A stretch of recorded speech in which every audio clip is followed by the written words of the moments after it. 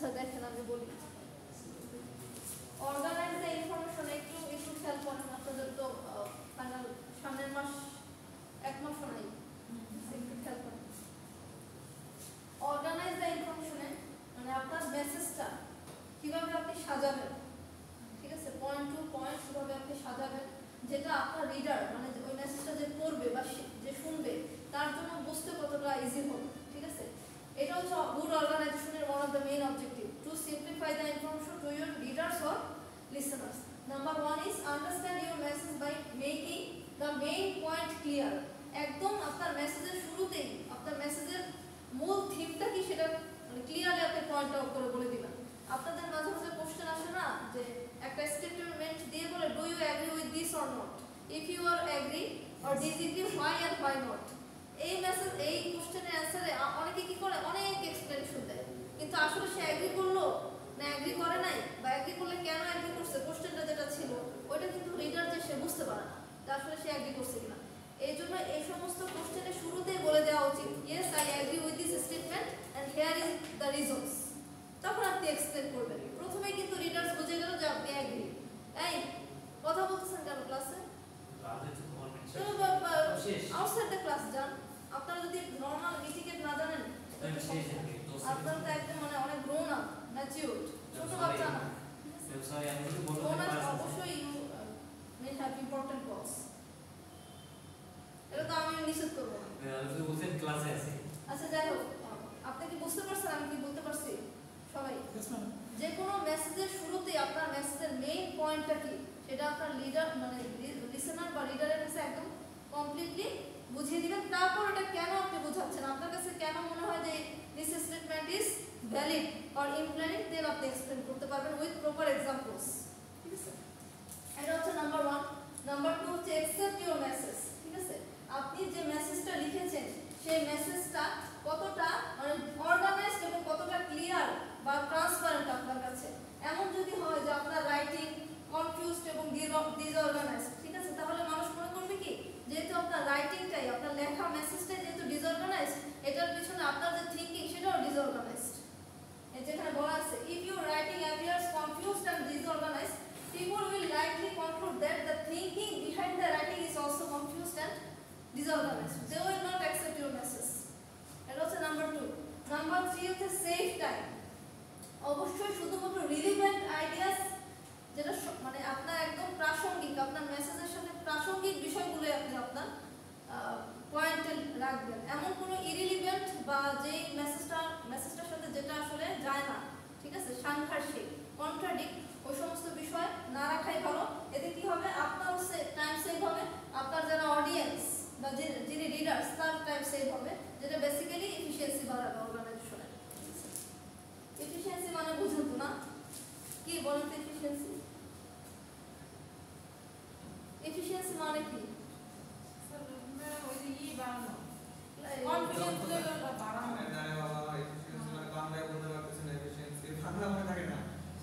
ইংলিশে বলেন, বাংলা মনে না থাকলে জিনিসটা হচ্ছে কি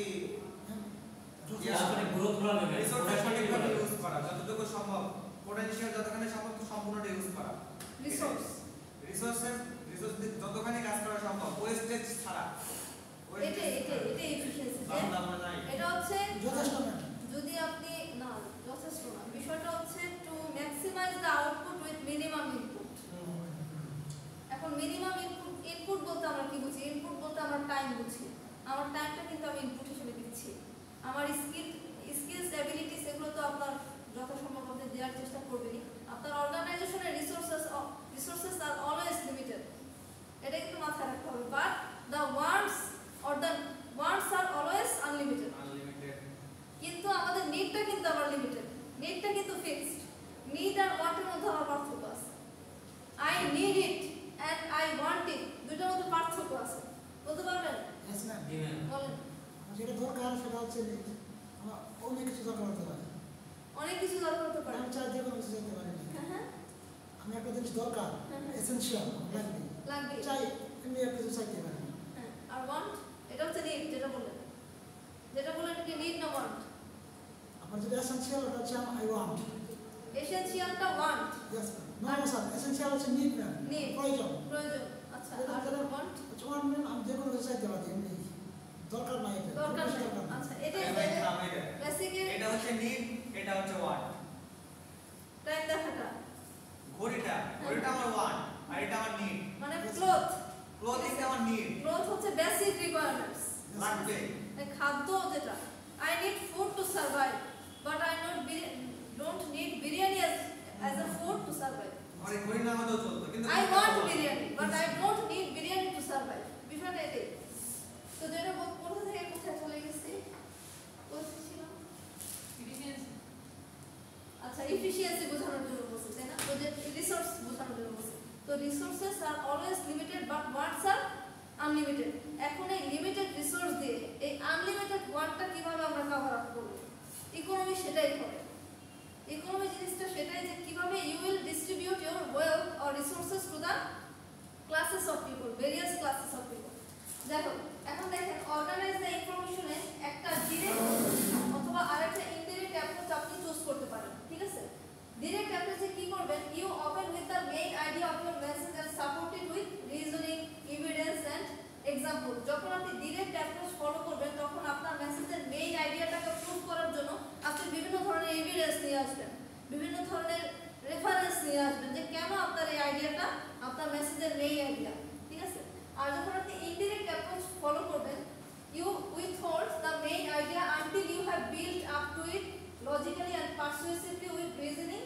evidence and examples এখন দেখেন এই দুইটা অল্টারনেটিভ থেকে আপনি কোনটা চুজ করবেন এটা ডিপেন্ড করবে আপনার অডিয়েন্সের লাইকলি রিঅ্যাকশন কেমন হবে যেমন ডিরেক্ট অ্যাপ্রোচ যদি ইনডিরেক্ট অ্যাপ্রোচ আপনি যদি ফলো করেন সেক্ষেত্রে অডিয়েন্সের রিঅ্যাকশনটা কিভাবে কিরকম আসবে আর যদি ডিরেক্ট অ্যাপ্রোচ ফলো করেন সেক্ষেত্রে অডিয়েন্সের রিঅ্যাকশনটা কেমন আসবে and then decide which approach to adopt এটার উপর ডিপেন্ড করে আপনি ডিরেক্ট অ্যাপ্রোচ ফলো করবেন না ইনডিরেক্ট অ্যাপ্রোচ ফলো করবেন তার উপর ডিপেন্ড করে আপনি চিন্তা করবেন আচ্ছা this is the last slide of this presentation এটাতে বলা হয়েছে দেখেন এই ছবিগুলো খেয়াল করেন মানে আমরা মাঝে মাঝে দেখি না বিভিন্ন ধরনের কোশ্চেন আসে যে ইফ ইউ আর নিউট্রাল ঠিক আছে মাঝে মাঝে দেখবেন যে মোবাইলের মেসেঞ্জারে বা হোয়াটসঅ্যাপে কল কেটে দেওয়ার পরে ফিডব্যাক আসে যে কেমন ছিল কোয়ালিটিটা কেমন ছিল অনেকগুলো ফিডব্যাক আসে না যেমন satisfied dissatisfied neutral no satisfied আসে না এটা চাইলে পরে আমি ডিসস্যাটিসফাইড দিয়ে দিই এটা রেঞ্জ না যদি কোয়ালিটি ভালো হয় আপনি যদি ঠিকমতো শুনতে পারেন তাহলে নিউট্রাল দিতে পারেন বা গুড দিতে পারেন ঠিক আছে ঠিক একইভাবে এখানে দেখেন এই দিকে যারা একদম শুরুর দিকে তারা প্রকাশ করতেছে তারা এগার এই যত আপনি এদিকে যাবেন দেখবেন যে ইন্টারেস্টেড প্লিজড নিউট্রাল ডিসপ্লিসড আনইন্টারেস্টেড এবং আনউইলিং ঠিক আছে মানে এই এক্সটেন্টটা হচ্ছে আপনার যারা ইন্টারেস্টেড এগার প্লিজ তারা যত এদিকে যাবেন তত আপনার শুরু হবে যে আপনি নিরপেক্ষ কিনা আপনি অখুশি কিনা বা ইন্টারেস্ট নাই কিনা এটা শুরু মানে এটা বোঝাবে দেখেন ডিরেক্ট অ্যাপ্রোচের ক্ষেত্রে অডিয়েন্সের রিঅ্যাকশন এগার ইন্টারেস্টেড প্লিজ এবং নিউট্রাল এই চারটা যে কোনো একটা হতে পারে ঠিক আছে কিন্তু ইনডিরেক্ট অ্যাপ্রোচের ক্ষেত্রে অডিয়েন্সের রিঅ্যাকশন ডিসপ্লিসড হতে পারে মানে তারা খুশি নাও থাকতে পারে এবং তারা আনইন্টারেস্ট বা ইন্টারেস্ট বা আনউইলিং থাকতে পারে তারা অনিচ্ছুক ইনডিরেক্ট অ্যাপ্রোচের ক্ষেত্রে শো করতে পারে মেসেজ ওপেনিং আপনি যে মেসেজটা শুরু করছেন ওই মেসেজের শুরুটা মেইন আইডিয়া দিয়ে শুরু হতে পারে ডিরেক্ট অ্যাপ্রোচের ক্ষেত্রে এবং এখানে রিকোয়েস্ট দিয়ে শুরু হতে পারে অথবা একটা গুড নিউজ দিয়ে শুরু হতে পারে একটা গুড নিউজ আপনি দিলেন তারপরে আপনি আপনার আইডিয়াটা শুরু করতে পারেন কিন্তু ইনডিরেক্ট অ্যাপ্রোচের ক্ষেত্রে একটা নিউট্রাল স্টেটমেন্ট দিয়ে আপনি শুরু করতে পারবেন যে আপনি আসলে যে স্টেটমেন্টটা আছে ওই স্টেটমেন্টের সাথে আপনি একমত না বা দ্বিমত না একদম নিরপেক্ষ একটা স্টেজে রেখে আপনি আপনার মেসেজটা স্টার্ট করতে পারেন এবং একটা ব্যাড নিউজ থাকতে পারে সেটাকে মানে আপনি রিজনিং করে শুরু করতে পারেন এবং এই সাইডে হচ্ছে একটা স্টেটমেন্ট দিয়ে শুরু করতে পারেন যেটা শুরুতেই থাকবে একটা কোশ্চেন মানে আমি আমার প্রেজেন্টেশনের শুরুতেই অডিয়েন্সকে একটা কোশ্চেন ছুড়ে দিলাম যে what do you understand by this statement বা হোয়াট ইজ ইওর অপিনিয়ন যে আমি আপনাদেরকে বললাম যে এত বড় একটা মানে কি বলে এটাকে আন্দোলন যে হয়ে গেল এবং এই কারণে যে এখন বিভিন্ন বিশৃঙ্খলা দেখা যাচ্ছে আইন শৃঙ্খলা পরিস্থিতির অবনতি অবশ্যই হয়েছে আমরা বিভিন্ন ধরনের ইভেন এখনো নাকি কিছু কিছু এলাকাতে মানুষ ডাকাত বলেন এগুলো ফেস করতেছে এখন আপনার কি মনে হয় হোয়াট ইজ ইউর স্টেটমেন্ট, যে আসলে এটা মানে এটা যে হলো এবং এটার আফটার ইফেক্ট যে এটা হচ্ছে, আপনার কি মনে হয় এটা কি ঠিক হচ্ছে বা ঠিক হচ্ছে না, বা কিভাবে এই বর্তমান সরকার, অন্তর্বর্তীকালীন সরকার এই বিষয়টাকে কিভাবে তারা কভার আপ করতে পারে, আইন শৃঙ্খলার অবস্থাটা আগের চেয়ে কিভাবে আরো উন্নতি করতে পারে, এটা আপনার কি মনে হয়? এরকম একটা মানে কোশ্চেন আমি আপনাদেরকে দিয়ে দিলাম, আপনারা ওয়ান বাই ওয়ান আমাকে অপিনিয়ন দিলেন। এরকম ভাবে আমি ইনডিরেক্ট অ্যাপ্রোচে শুরু করতে পারি, শুরুটা করতে পারি এখানে। আচ্ছা, মেসেজ বডি, আপনাদের মেসেজের যে বডিটা, যেমন ইমেইলের প্রথমে যে সাবজেক্ট থাকে ওটা হচ্ছে ওপেনিং, ঠিক আছে? তারপর ইমেইলের যখন আপনি ভিতরে পড়েন সেটা হচ্ছে মেসেজ বডি বা ইমেইলের যে বডিটা, সেখানে আপনি যত ডিটেইলস দরকার, নেসেসারি ডিটেইলস দরকার ডিরেক্ট অ্যাপ্রোচ আপনি দিয়ে দিবেন। আর ইনডিরেক্ট অ্যাপ্রোচে আপনি কিছু কারণ দিবেন, give reasons to build up to the negative answer or announcement, state or imply the bad news or make a positive suggestion. মানে কোনো ধরনের কোনো নেগেটিভ অ্যানসারকে, অবশ্যই নেগেটিভ অ্যানসার আসতে পারে অডিয়েন্সের কাছ থেকে, সেটাকে আপনি কিভাবে পজিটিভলি মানে কি বলতে কভার আপ করতে পারেন সেটা সম্পর্কে একটাই থাকবে এই জায়গায়। এবং এখানে অডিয়েন্সের ইন্টারেস্ট অ্যারাউজ করতে পারে সাবজেক্টটা, এভাবে আপনি লিখতে পারেন যাতে করে অডিয়েন্স ওই সাবজেক্টটা নিয়ে কাজ করতে ডিজায়ার ফিল করে বা আকাঙ্ক্ষা কাজ করে তাদের। এবং ক্লোজিং এ একটা কার্ডিয়াল কমেন্ট বা একটা রেফারেন্স অফ গুড নিউজ দিয়ে শেষ করতে পারেন, বা একটা স্টেটমেন্ট যে একটা স্পেসিফিক অ্যাকশন নিয়ে আপনি খুব আশা মানে প্রকাশ করতেছেন, সেটা দিয়ে আপনি শেষ করতে পারেন যাতে করে অডিয়েন্স যারা আছে তারা একটা গুড নিউজ নিয়ে মানে রুম থেকে বের হয়ে যেতে পারে। আর ইনডিরেক্ট অ্যাপ্রোচে আপনি কার্ডিয়ালের সাথে ক্লোজ করে দিবেন এবং কোনো ধরনের কোনো আফটার অ্যাকশন বা তাদের কাছ থেকে কোনো সাজেশন আছে কিনা এই উদ্ভূত পরিস্থিতি মোকাবেলা করার জন্য, তারা যদি এরকম কোনো কিছু করতে চায় তাদেরকে আপনি রিকোয়েস্ট করতে পারেন যে তাহলে you can take corrective actions to solve this matter as soon as possible. আচ্ছা, এটা হচ্ছে আপনি ডিরেক্ট অ্যাপ্রোচ ফলো করবেন না ইনডিরেক্ট অ্যাপ্রোচ ফলো করবেন এই বিষয়টার উপর মানে আপনার ডিপেন্ড করে। এবং এখানে একটা কথা বলা আছে যে think about the way your audience is likely to respond. আপনি কোন অ্যাপ্রোচটা ফলো করবেন এটা আপনার অডিয়েন্সের রিঅ্যাকশনের উপর ডিপেন্ড করে। অডিয়েন্স যদি আপনার ইন্টারেস্টেড ফিল করে, তারপর আপনার খুব এগার বা আগ্রহ প্রকাশ করে, প্লিজড হয়, তাহলে আপনি ডিরেক্ট অ্যাপ্রোচ ফলো করবেন, ঠিক আছে? আচ্ছা, যাই হোক, this is the end of the slide. আমি হচ্ছে আপনাদের আরেকটা চ্যাপ্টার বেসিক্যালি পড়ানোর জন্য আজকে নিয়ে আসছি।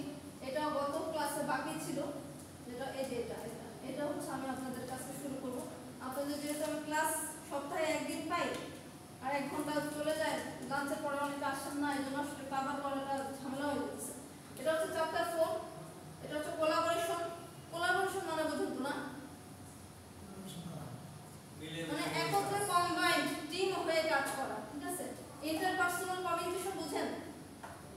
ইন্টারপার্সোনাল কথার অর্থ কি বলুন? হ্যাঁ, ইন্টারপার্সোনাল বলতে এই ভিতরকার যেটা বললাম ওটা ইন্ট্রাপার্সোনাল, ওটা ইন্টার না। ইন্টারপার্সোনাল হচ্ছে পারসন টু পারসন কমিউনিকেশন কেমন আছে, এখন যেটা আমি করতেছি এটাও ইন্টারপার্সোনাল কমিউনিকেশন, ঠিক আছে? আরেকটা হচ্ছে পার্সোনাল এটিকেট, ঠিক আছে? এটা নিয়ে হচ্ছে এই স্লাইডটা খুবই ইন্টারেস্টিং একটা স্লাইড। এখানে প্রথমত কোলাবোরেশন বিষয়টা কি, কোলাবোরেশনের সাথে টিম খুব মানে টিম আর কোলাবোরেশন একই, টিম করে কাজ করা আর কোলাবোরেশন করে কাজ করা সেম মিনিং দেয়। এখানে বুঝাতে হচ্ছে working together to solve complex problems. আপনি কোনো কমপ্লিকেটেড ইস্যু নিয়ে যখন কাজ করবেন আপনাকে একসাথে কাজ করতে হবে এবং it shall be proved as an essential skill for workers to nearly every profession. আপনি যে প্রফেশনে থাকেন না কেন, আপনি একটা কমপ্লিকেটেড ইস্যুকে সলভ করার জন্য যদি কম্বাইন্ডলি অন্যান্যদের সাথে একত্রিত হয়ে কাজ করার স্কিলটা অ্যাকোয়ার করতে পারেন, তাহলে এটা আপনার অর্গানাইজেশনের জন্য খুব প্রফিটেবল একটা বিষয় হবে, ঠিক আছে? যে আপনার অর্গানাইজেশনের এমপ্লয়িরা টিম হয়ে কাজ করতে পারে, ঠিক আছে? অনেক অর্গানাইজেশনের এমপ্লয়িরা দেখবেন যে তারা একজন খুব ভালো অ্যাসেট, ঠিক আছে? তাদের স্কিলস অ্যাবিলিটিস অনেক হাই, বাট টিম হয়ে তারা কাজ করতে পারে না, কারণ তাদের মতানৈক্য অনেক, তাদের মধ্যে কনফ্লিক্ট অনেক, ঠিক আছে? তো আপনি যদি এরকম করতে পারেন, আপনার অর্গানাইজেশন এমপ্লয়িকে টিম হয়ে কাজ করতে উদ্বুদ্ধ করতে পারেন, এটা আপনার অর্গানাইজেশনের জন্য খুব প্রফিটেবল হবে। বেসিক্যালি টিম কি, টিম হচ্ছে 2 অথবা 2 এর অধিক মানুষকে নিয়ে একটা গ্রুপ, যেখানে তাদের মিশন, ভিশন, তাদের রেসপন্সিবিলিটি এবং তাদের একটা কমন গোল থাকে। যারা এই কমন গোলটা অ্যাচিভ করার জন্য তারা কম্বাইন্ডলি একত্রে কাজ করে, ইন্ডিভিজুয়াল গোল না, মানে এক একজনের এক এক রকম গোল, তাহলে টিম হয়ে কাজ করতে পারবে না। তাদের টিম হয়ে কাজ করতে হলে একটা কমন গোল লাগবে, ঠিক আছে? আসতে পারে আপনাদের এক্সামে যে ডিফাইন্ড টিম, অথবা what do you understand by the term team, ঠিক আছে? এভাবে লিখতে হবে। আচ্ছা দেখেন, অ্যালোয়িং ফর টিম ইভ্যালুয়েশন, এই যে এখানে 1 থেকে একদম 5 পর্যন্ত একটা টিমকে কিভাবে আপনি ইভালুয়েট করবেন তার একটা গ্রাফিক দেয়া আছে, ঠিক আছে? নাম্বার 1 এ কি ওরিয়েন্টেশন, ওরিয়েন্টেশন প্রোগ্রামে আমরা কি করি, একজন আরেকজনকে চিনি, জানি, একজন আরেকজনের আপনার ব্যাকগ্রাউন্ড সম্পর্কে জানতে পারি, তাদের ইন্টারেস্ট বা স্কিল সম্পর্কে আমরা জানতে পারি। এই যে team members get to know each other and establish roles, কার কাজ কি হবে এটা নিয়েও একটা আলোচনা ওরিয়েন্টেশন হয়ে যায়। সবাইকে সবার রোল বুঝিয়ে দেওয়া, যে আপনার বেসিক্যালি ডিউটিস এন্ড রেসপন্সিবিলিটিসটা এরকম হবে। আর কনফ্লিক্ট, নাম্বার 2 তে দেখেন কনফ্লিক্ট, এই কনফ্লিক্ট সিচুয়েশনে কিন্তু আমরা ডিফারেন্ট অপিনিয়নস এবং পার্সপেক্টিভ নিয়ে কাজ করি। যে এই যে এখানে আপনারা কয়জন আছেন, 4 5 6 7 জন, এই 7 জনের 7টা অপিনিয়ন থাকতে পারে যে কোনো একটা পার্টিকুলার ইস্যুতে। কার অপিনিয়ন কি, কেন আপনি ওটা মনে করতেছেন যেটা ঠিক, এটা বেশি, ঠিক আছে? এবং এখানে পার্সপেক্টিভের ডিফারেন্সেস আছে। আপনারা অনেক সবাই 7 জনই 7টা ব্যাকগ্রাউন্ড থেকে আসছেন, আপনাদের বিলিফস, আপনাদের অ্যাটিটিউডস, আপনাদের mentality, personality, values, religious belief, everything is different from each other, ঠিক আছে? তো ওটা নিয়ে আমরা কাজ করি এখানে, ঠিক আছে? যে কি কি ক্ষেত্রে আসলে কনফ্লিক্ট অ্যারাইজ হতে পারে, ঠিক আছে? নাম্বার 2, এই রাজনৈতিক বিষয়গুলোতে আবার কনফ্লিক্ট বেশি হয়, ঠিক আছে? নাম্বার 3 হচ্ছে ব্রেন স্টর্মিং। এই ব্রেন স্টর্মিং এ মানে এই স্টেজে টিম মেম্বার কি করে, একজন আরেকজনের অপশনস কে এক্সপ্লোর করে এবং ইভালুয়েট অল্টারনেটিভস, মানে ধরেন 7টা মেম্বার, আপনারা 7টা অপিনিয়নস নিয়ে কাজ করতেছেন এবং কি কি মানে অল্টারনেটিভ আপনার কাছে আছে। একটা মানে ধরেন আমি অ্যাজ এন ইনস্ট্রাক্টর আমি একটা প্রবলেম আপনাদেরকে সলভ করতে দিলাম, কারণ আপনারা ইভালুয়েট করবেন কি কি অল্টারনেটিভ আমার হাতে আছে এই প্রবলেমটা সলভ করার জন্য, এবং বেস্ট অল্টারনেটিভ কোনটা হবে। যে এটাকে বলা হয় choosing a specific course of action from alternatives courses of action. যেমন এখান থেকে আমি কোথায় যাব, শাহবাগে যাব, আমার অনেকগুলো অল্টারনেটিভ আছে, যাওয়ার অনেকগুলো রাস্তা আছে, আমার জন্য বেস্ট রাস্তাটা কোনটা হবে, আমার টাইম, আমার ফিনান্সিয়াল রিসোর্সেস, আমার সেফটি, ঠিক আছে, আমার কমফোর্টেবল অনুযায়ী কোনটা বেস্ট হবে, একটা সিলেক্ট করা, সেটা হচ্ছে আপনার ব্রেন স্টর্মিং স্টেজে টিম মেম্বারের নিয়ে কাজ করে। নাম্বার 4, ইমার্জেন্সি স্টেজে হচ্ছে টিম মেম্বাররা একটা ঐক্যে পৌঁছায়, মানে কনসেন্সাস, মানে ধরেন আমরা সবাই, আপনারা 7 জন মিলে ডিসাইড করলেন, আমি চিন্তা করলাম যে আপনাদের নিয়ে একটা স্টাডি করে আমি যাব, আপনারা 7 জন কথা বলে একটা বেস্ট, আপনাদের কাছে যে প্লেসটা মনে হলো আমাকে একটা প্লেসের কথা আপনারা জানালেন, মানে আপনারা একটা ঐক্যে পৌঁছালেন যে this place can be the best place for our study tour. এটাকে বলা হয় ইমার্জেন্সি। এবং লাস্ট ওয়ান ইজ রিইনফোর্সমেন্ট। এখানে রিইনফোর্সমেন্টে টিম কি করে, হারমোনি মানে একজন টিম মেম্বারের সাথে বাকি টিম মেম্বারের যে আপনার কি বলে ওটাকে ইন্টারঅ্যাকশন, বাকি টিম মেম্বারের মেন্টালিটি, পার্সোনালিটি, সেটা ম্যাচ হওয়ার পরে মানে সব গ্রুপের মধ্যে একটা হারমোনি বা ফ্রেন্ডশিপ কালচার তৈরি হয়, ঠিক আছে? সবাই মানে my opinion can differ from you, আমার অপিনিয়ন আপনার কাছ থেকে ডিফারেন্ট হতে পারে, but I will respect to your opinion, মানে ডিসরেসপেক্ট যাতে না থাকে, যে আমি এটা বললাম ওইটা বললো তার মানে আমি তাকে অসম্মান করে কথাবার্তা বললাম, এরকমটা যাতে না হয়। সবাই যাতে সবার রেসপেক্টকে মানে সবার অপিনিয়নকে রেসপেক্ট করে একটা কম্বাইন্ড ইউনিফাইড বলে আমরা আসতে পারি, ঠিক আছে? এটা হচ্ছে রিইনফোর্সমেন্ট। এটা হচ্ছে টিম ইভ্যালুয়েশন, কিভাবে একটা টিম শুরু থেকে শেষ পর্যন্ত একটা ইফেক্টিভ টিম হতে পারে, ঠিক আছে? ইম্পর্টেন্ট আপনার এক্সাম্পল, ঠিক আছে? যে this model identifies the faces of a problem solving team. আপনাদের কোশ্চেন এরকম আসতে পারে, explain the model that identifies the faces of problem solving team goes through, এভাবে আসতে পারে, তখন আপনারা এভাবে এক্সপ্লেইন করে দিন। আচ্ছা, একটু পজ করি, কথা বলতে বলতে ভালো লাগতেছে, বুঝছো? আচ্ছা দেখেন, আপনার অর্গানাইজেশনের টিমে কনফ্লিক্ট অ্যারাইজ হতে পারে, যেটা আমি বললাম যে conflict in team activities can arise different কারণ থাকতে পারে, যেমন কোন কে কোন রেসপন্সিবিলিটি নেবে, কার ডিউটি কি হবে, এটা নিয়ে ডিসএগ্রিমেন্ট হতে পারে। ও বললো যে না এই ডিউটি আমি চাচ্ছি, ও বললো না আমি এই শিফটের কাজ করতে চাচ্ছি, ঠিক আছে? ডিসএগ্রিমেন্ট হতে পারে। তারপর পুর কমিউনিকেশন, একজন টিম মেম্বারের সাথে আরেকটা টিম মেম্বারের কমিউনিকেশন গ্যাপ সৃষ্টি হতে পারে, ঠিক আছে। তারপর পাওয়ার স্ট্রাগলস হচ্ছে কে কতটুকু পাওয়ার, কার কতটুকু অথরিটি থাকবে, এটা নিয়ে স্ট্রাগল হতে পারে। কেউ অনেকে অনেক বেশি পাওয়ার এক্সারসাইজ করতে চায়, ঠিক আছে। তার সে হচ্ছে he or she had a good has a very good reasons for পাওয়ার, আমি হচ্ছে খুব পাওয়ার এক্সারসাইজ পাওয়ার খাটাতে চাই, ঠিক আছে। আবার কেউ হচ্ছে পাওয়ার নিয়ে তার কোনো মাথা ব্যথা নেই, তো এটাও একটা কারণ হতে পারে। তারপর ভ্যালুস, আপনার নীতি নৈতিকতা, আপনার ইথিক্যাল কনসিডারেশন, আপনার মতাদর্শ, এগুলো ডিফারেন্ট হতে পারে। অ্যাটিটিউডস, আপনার আচার আচরণ, অনেকে দেখবেন ভালো কথা বললে ভালো লাগে না, রাইট, আছে না, যে ধরেন সে খুব ভালো একটা আপনাদের কি বলে এটাকে ইনফরমেশন দিল, কিন্তু তার টোনটা এরকম আর ফেশিয়াল এক্সপ্রেশনটা এরকম, দেখলে মনে করার খুশি হতে ইচ্ছা লাগে, বুঝছেন, আছে না এরকম যে ভালো কথা ভালো লাগে না। আবার অনেকে দেখবেন খুব ভালো কথা না, নেগেটিভ একটা নিউজ, ঠিক আছে, যে আপনার অর্গানাইজেশনে ফর এক্সাম্পল আমারই বস আমাকে বলল যে হয়তো আমার চাকরি চলে গেছে, যে কারণে চলে যেতেই পারে, ধরেন বিজনেসের অবস্থা ভালো না, আমি ছাঁটাই করতেছি, এই কথাটাই আমার বস আমাকে দুইভাবে বলতে পারে। খুব পজিটিভ ভাবে বলতে পারে যে আমি খুব একটা ভালো মেন্টালিটি নিয়ে চলে গেলাম, আবার খুব নেগেটিভ ভাবে বলতে পারে না, আপনার তো পারফরমেন্স ভালো না, আপনি ঠিকমতো অফিসে আসেন না, এই কারণে আমরা আপনাকে বাদ দিয়ে দিচ্ছি। তো এটা হচ্ছে ডিপেন্ড করে ইন্ডিভিজুয়াল, যে যিনি আসলে বস বা যিনি সুপারভাইজার তার উপর ডিপেন্ড করে, ঠিক আছে, যে তার অ্যাটিটিউড, তার পার্সোনালিটি কেমন।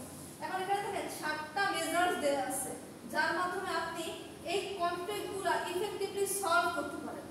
আমার কাজ কি? আমার কাজ হচ্ছে কনফ্লিক্টটাকে রিসলভ করা, কারণ কোনো অর্গানাইজেশনে যদি টিম মেম্বারদের মধ্যে কনফ্লিক্ট থাকে, সেই অর্গানাইজেশন কোনো গোল অ্যাটেন্ড করতে পারে না আলটিমেটলি। তাহলে আমার ম্যানেজার হিসেবে আমার কাজ হবে এমন কিছু মেজার্স নিয়ে কি করা যেটার মাধ্যমে আমার কনফ্লিক্টগুলো সাকসেসফুলি চলে যাবে বা থাকবে না।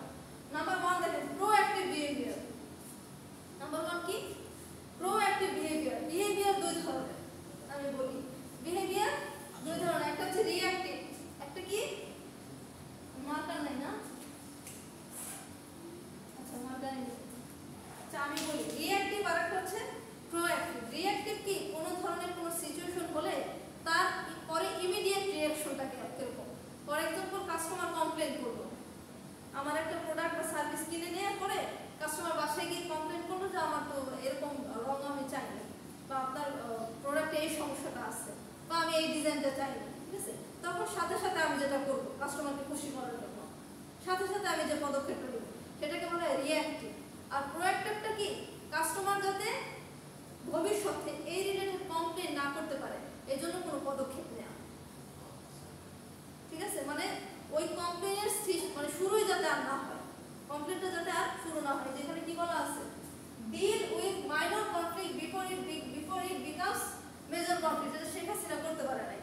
ম্যাম আপনার ক্লাস তো শেখ হাসিনাকে করার দরকার ছিল, আমি বলতেছি এটা আসলে মাইনর একটা কনফ্লিক্ট, এটা নিয়ে কি একটা মাইনর একটা সিম্পল কোটা নিয়ে আন্দোলন ছিল, রাইট?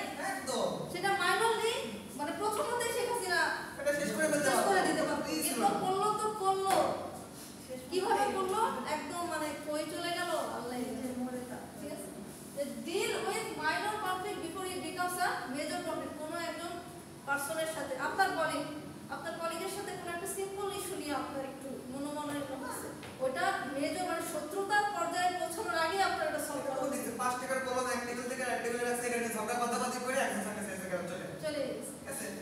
তো এটা হচ্ছে প্রোঅ্যাক্টিভ বিহেভিয়ার, ঠিক আছে। In team cities, conflict between two people can spread if it is not addressed early stage শেষ করে দেয়া। এটা সম্পর্কের ক্ষেত্রেও এরকম, সম্পর্কের ক্ষেত্রে যে মা বাবার সাথে, ঠিক আছে, রাগারাগি হয়, রাগারাগি হয় সম্পর্ক শেষ হয়ে যায়, হয় না? এটা আমাদের পার্টনারদের সাথেও হয়।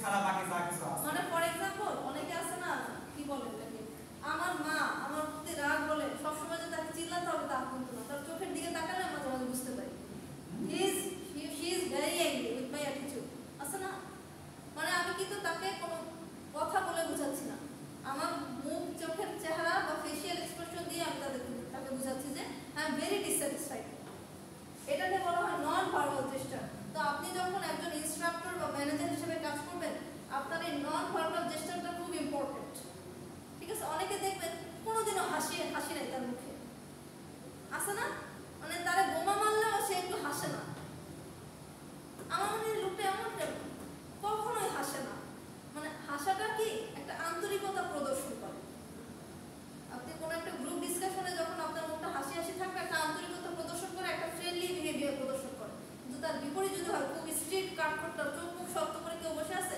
আপনার কাছে মনে হবে উইদাউট এনি রিজন আপনার উপর সে রেগে আছে ঠিক আছে তো এটা বোঝানো হচ্ছে যে আপনি যে ওয়ার্ডটা সিলেক্ট করবেন আপনার মৌখিক কথাটা দিয়ে এমন কোনো কথা বলা যাবে না যেটা কোনো নির্দিষ্ট গোষ্ঠীকে আঘাত করতে পারে বুঝছেন আমার পলিটিক্যাল মতাদর্শ আইডিওলজি ডিফারেন্ট হতে পারে যেমন আওয়ামী লীগ যারা করে ওদের সাথে কথাই বলা যায় তুমি কে আমি কে মানে ওদের সাথে কথাই বলতে পারবেন না কারণ তাদের আইডিওলজি তাদের কাছে বেস্ট ম্যাম আমার ছোট ভাই জামিল মিল্লাতে পড়ে তো ওই যে উত্তরাতে যেতে জ্ঞান যেমন ও কিন্তু আন্দোলন করে নাই রাষ্ট্র কিন্তু যখন আমাদের বলাইছে কিছু ওই যে বুলেট প্রুফ মাইন্ডে গেছে পরে রুমে গেছে পুরো এসে রুমে 4 জন লোক ম্যাম বলি 4 জন লোক পাশের রুম থেকে ধরে নিয়ে গেছে ওনার থেকে একজন 5 লাখ টাকা গেছে 5000 5 লাখ আর আমার ছোট ভাই সহ ওদের রুমে যে 4 জন ছিল 4 জনের 5 লাখ টাকা চাইছে পরে আমরা 2 লাখ টাকা সেটেলমেন্টে গেছি তার ভিতরে মানে একজন ছিল এতে যার বাবা নাই এখানে বড় হয়েছে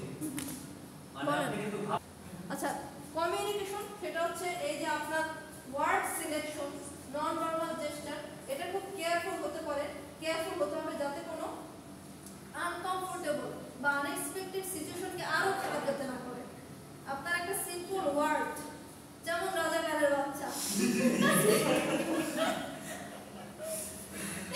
একটা সিম্পল ওয়ার্ড কিভাবে মানে যাতে আগুন না ধরে দেয় বাটারফ্লাই ঠিক আছে এটা মাথায় রাখতে হবে যখন আপনি লিডিং পজিশনে থাকবেন আচ্ছা তারপর হচ্ছে অপেননেস ঠিক আছে আপনার যে মানে টিমের ভিতরে ঠিক আছে সবার মধ্যে যাতে অপেননেস এবং ফ্র্যাঙ্ক একটা মানে থাকে সবাই যাতে সবার কাছ থেকে মানে ওপেন বা খোলামেলা অপিনিয়ন পেতে পারে এটা এনশিওর করতে হবে রিসার্চ ঠিক আছে কোনো একটা প্রবলেম নিয়ে অ্যানালাইজ করার আগে ফ্যাকচুয়াল রিজনসগুলো কি এটা হচ্ছে আপনাকে খুঁজে বের করতে হবে এখানে আপনি নেট থেকে বিভিন্ন ইনফরমেশন দিতে পারেন বিভিন্ন রিসার্চ ওয়েবসাইট পত্রিকা থেকে আপনি ইনফরমেশন দিতে পারেন এতে কি হবে আপনার ওই প্রবলেমের ইন্ডিভিজুয়াল প্রবলেমের সলিউশনটা সম্পর্কে আপনাকে একটা বেটার আইডিয়া দেবে তারপরটা হচ্ছে flexibility don't let anyone lock into that position before considering other solutions মানে একটা নির্দিষ্ট প্রবলেমের সলিউশন এটাই এরকম যাতে না হয়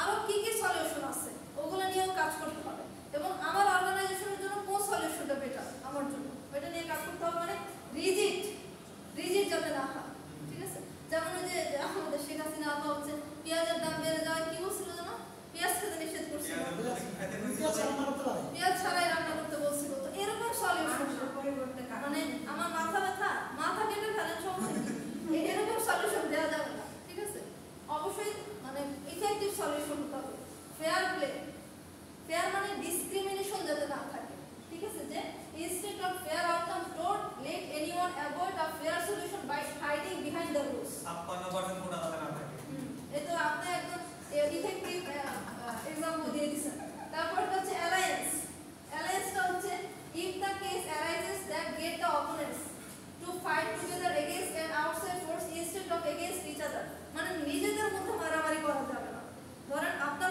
মানে অপোনেন্ট বা আপনার প্রতিযোগী তো বাইরের একজন ঠিক আছে তার সাথে লড়াই করতে হলে আপনাদের সবাইকে একসাথে হয়ে কাজ করতে হবে কিন্তু নিজেদের মধ্যে যদি মারামারি করেন অপোনেন্ট তো জিতে যাবে বুঝতে পারছেন না আমি কি নিজেদের মধ্যে মারামারি করছি আচ্ছা সবকিছুতেই